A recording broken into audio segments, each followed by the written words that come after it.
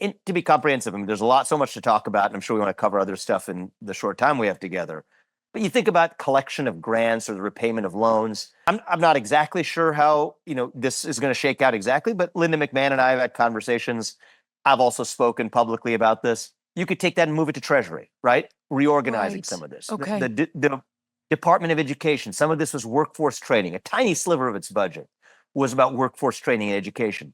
There's this giant thing that we also call the Department of Labor. Maybe you should move it there if it relates to workforce training.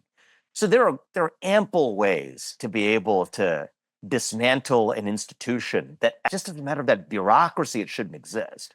I've been preaching about this since day one of the first time I ran for office, when I ran for US president a couple of years ago. I think it is decidedly a good thing. Now, it's not a murky kind of gray, well, there's some good, there's some bad in this category, and I'm proud of President Trump for doing it. It is decisively a strictly good thing for us to dismantle that Department of Education, return as much of that money back to the people as we can, send back education policy to the states. But that's just the first step, right? That's not, it's a celebration of a milestone, not an achievement of a goal. The goal is actually enhancing, I believe ought to be enhancing the performance of our students.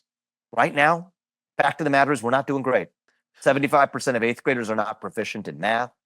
70% of them aren't proficient in reading. There's kids in other countries where English isn't even their first language, Jillian, doing better on English proficiency than our own kids here. I have to admit, I see it. I have a seventh grader, and I actually see it. And the school is always closed. It's raining outside.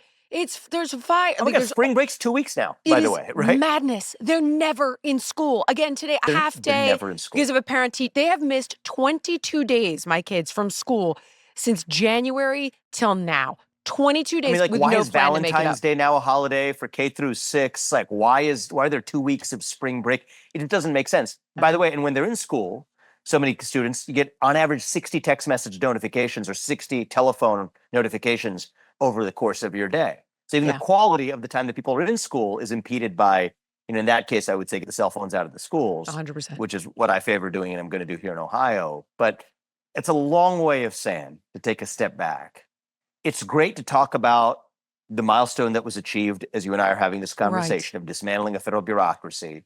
It's great to talk about school choice. I favor it, and it's a great conservative solution that I'm a champion for.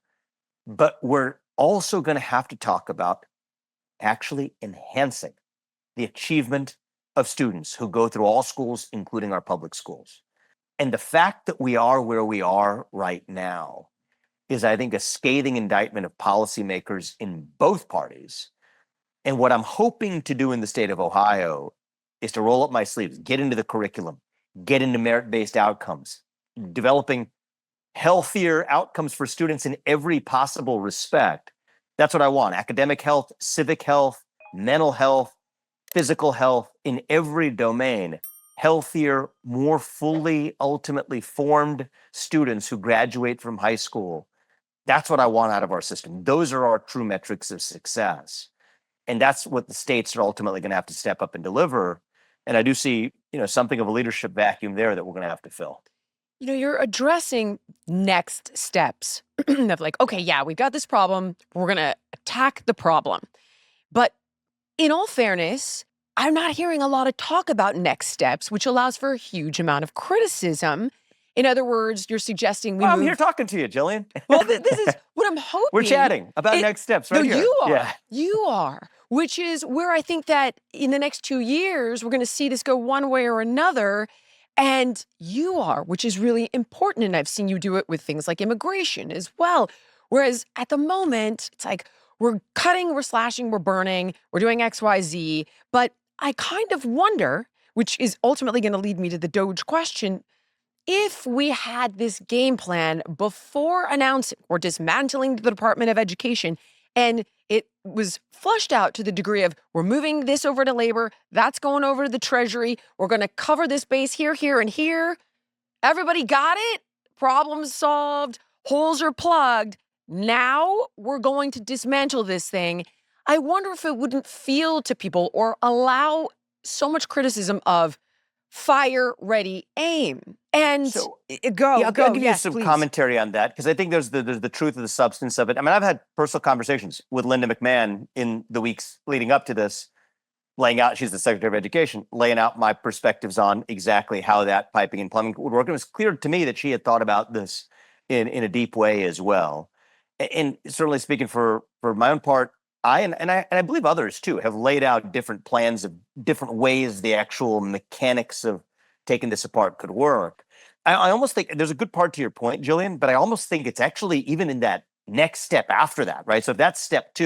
Thank you so much for watching.